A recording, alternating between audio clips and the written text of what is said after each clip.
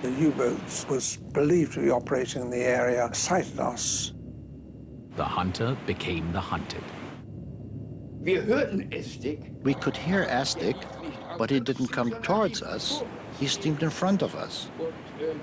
I'd estimate she was less than 1,000 meters away when I fired.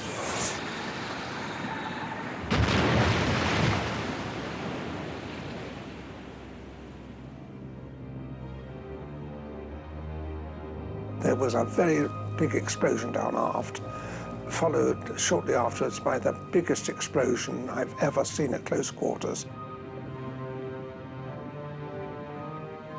The ship rolled over to port. From start to finish, it was less than 3 minutes for the ship had gone.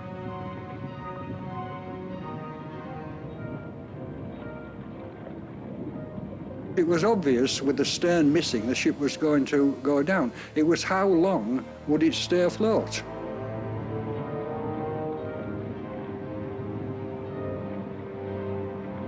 The thought in the mind was get away from the ship as quickly as possible, otherwise you're liable to be taken down by the suction.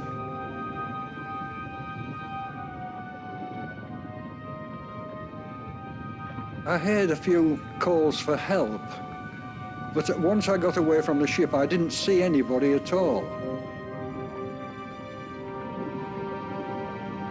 Out of a crew of 130, 68 men go down with the ship.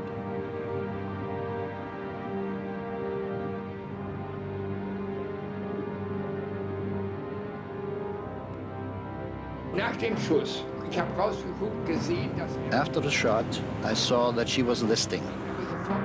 Straight away, I lowered the periscope, and then we heard the creaking and cracking as the ship sank. We call it bursting.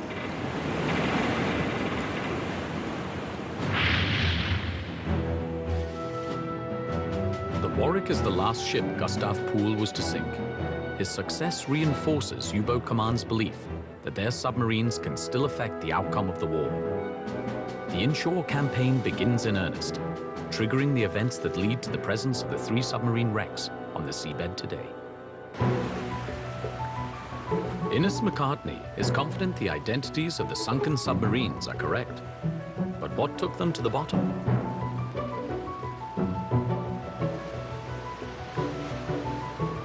For a professional analysis of the damage, he plans to measure the impact area behind the conning tower on U-325.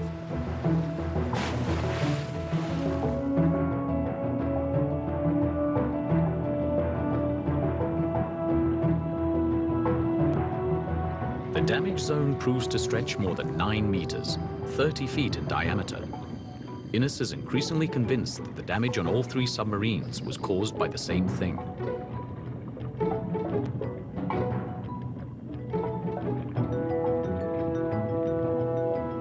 So what actually sank these submarines? Depth charges? Torpedoes? Bombs? Shells?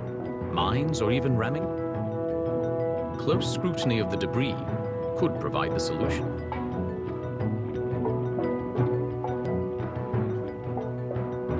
If the submarine was upright and level. Doug Wright and David Manley are defense explosive experts. They have spent years researching damage to naval warships. You get a nice view of the hole there, with the actual amount of where you see where the pressure hull's missing. Yeah, and you can see the split, look, yeah, right across, like right there. So as it's just, the blast has gone off, it's just opened it up right there, isn't it? Just cracked it straight through. The only way we'd have achieved that by some form of collision was if the submarine was sitting right up in this, out of the water at the time. Yeah, yeah. Ramming? Certainly not. Depth charges? Not impossible. The charge weight is not that dissimilar, but given you're dropping a depth charge off the back of a ship, hoping to drop it somewhere around about the submarine, the actual probability you're going to drop it right on top of it and detonate it next to the hull is very small. For an underwater explosion, you've got a massive event going off fairly close to the boat. Although in terms of pressure hull, we're talking about nearly an inch of steel. If you think about that in terms of, you know, what's on your car or something like that, you think, well, it's, you know, a fantastically rigid piece of structure, but against this sort of attack, it just folds up like paper. But almost certainly rode over a mine.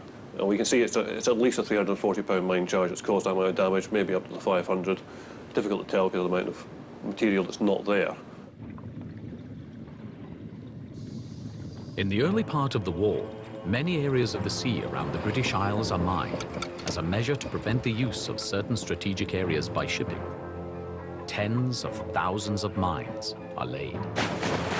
Mine laying is by definition an unspectacular operation, unless you're being attacked while you're doing it. You came to a particular position and then you dropped the mines on their sinkers over the back of the ship, splash, splash, splash, splash.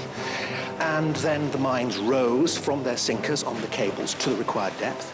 You then checked whether any were too high up. If they were, you had to sweep them, deal with them, and then you left the field in wait for its prey. Just such a field lies in wait between the southwest of England and the coast of Ireland. It is a defense against shipborne invasion